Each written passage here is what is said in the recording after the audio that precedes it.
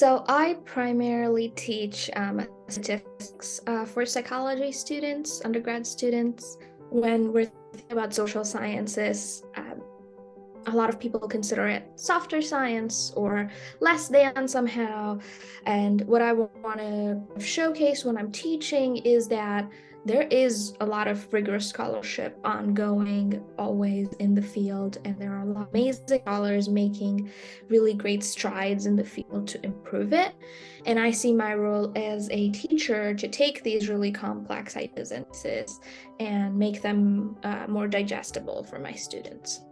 Striking this balance between making students be comfortable in my class while challenging them.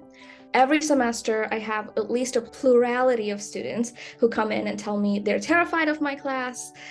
This is the last class they have to take. I've avoided taking this class as much as I can, but I have to because it's mandatory.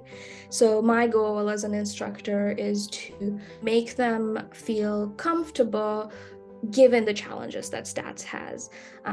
It is going to be a challenge. Teaching in statistics is always going to be difficult. Okay, so how can I make things surrounding the class as comfortable as possible?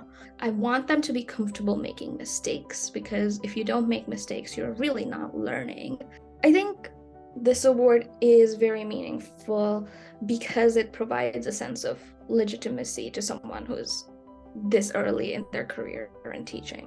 I can't do at this career stage much on the institutional level, but right now I do bring something to the table. I can help individual students succeed in a difficult class. I can make themselves believe that, hey, if I can do the stats class, I can probably graduate. And hopefully longer term, I can continue helping students and make actual large-scale institutional change.